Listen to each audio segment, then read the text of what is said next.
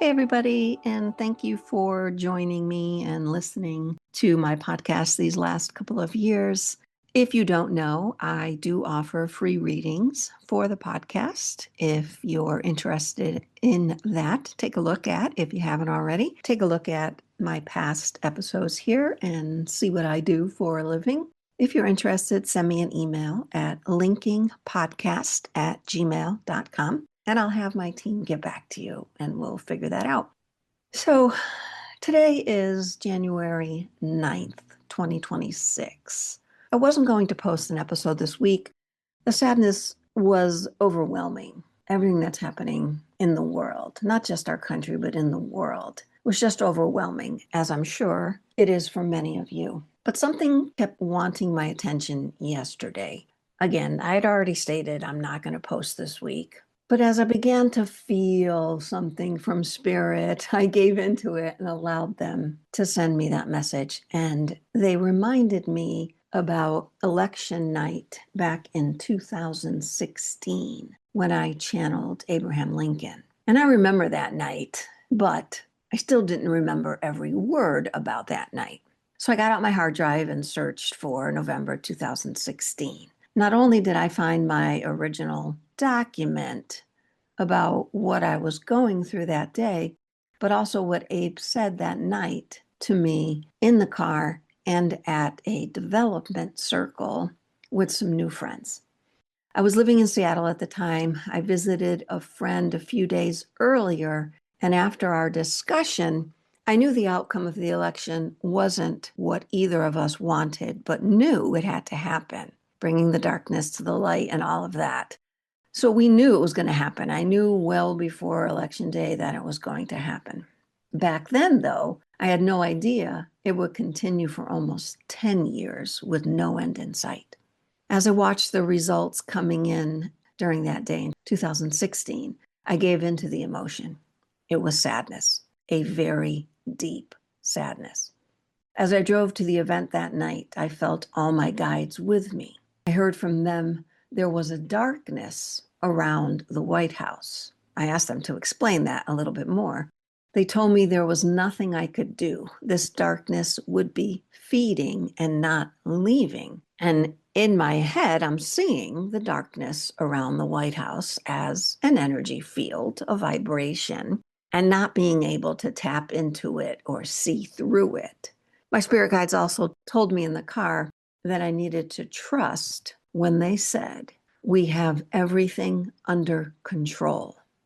I had to let go of that, my need to control the outcome. In that moment in the car, I felt my shoulders drop, and I knew that all I had to do was keep following my path. So that made me feel at peace. But where do I go from there? What were the steps for my own expansion? What will I be called to share in the coming days? How will it be taken? Will love conquer all? Will all of us on a global basis be able to feel love? During the circle, I was doing a meditation for the group, and Abe Lincoln came to me. At that time, he had already been my spirit guide for at least a year, I'll say. So I knew his energy, I knew his vibration. And he said that night back in 2016, remember, this is 10 years ago, almost 10 years ago. There's been a deep level of sadness that I've not wanted any of you to feel. Any of you, not just here in this room, but all over. I've held back from Donna as long as I could, and it started to come to her being almost a month ago. And today is the day when the weight weighs heavy on many of you. It is more important now than ever to be present, to be in the present moment with all your feelings. I can't express enough how important it is to have your feelings come through and not those of others. Can you imagine how we feel in spirit world? We are the ones able to see all of this before you. This is a time of great upheaval and a time of great shifting. Yes. We must have upheaval before we can shift. Those here find it very easy to shift. We find shift without upheaval. We have our own personal upheaval, which allows us to shift. As a planet, it wasn't enough. So thankful that I recorded these words and found my document back in my hard drive. I continued to look on my hard drive for any more results, and I found that my first visit from JFK came on November 17th in 2016. Back at that time, it took me a bit before I realized I had two presidents that were assassinated in the same way as spirit guides. I remember when I told my mother, she said, "Of course I knew that. What took you so long?"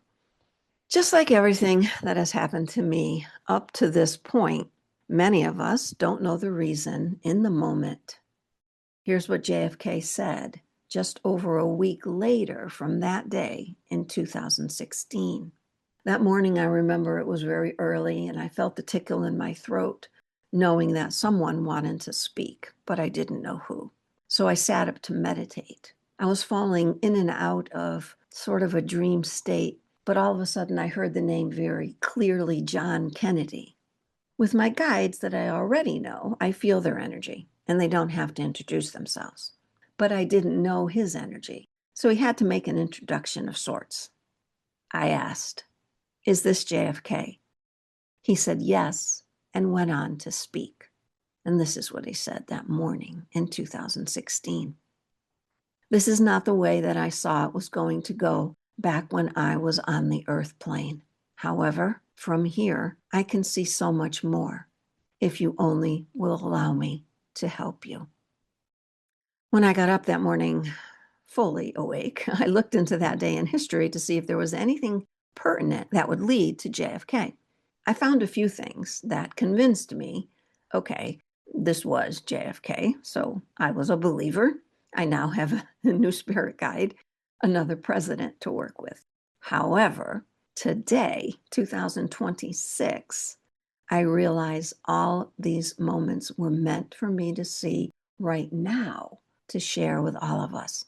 10 years ago, I had to go through what I went through. I had to practice channeling John and Lincoln for many, many years. I had to gain that faith and gain that trust and that confidence so that I can share this with you, because they knew this was going to happen January 9th, 2026, and all that's meant to happen going forward.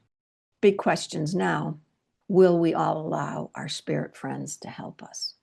Will we move forward in our own expansion so that others can do the same? Will we help where we can and not punish ourselves for what we cannot? Hold on to yourselves, everyone.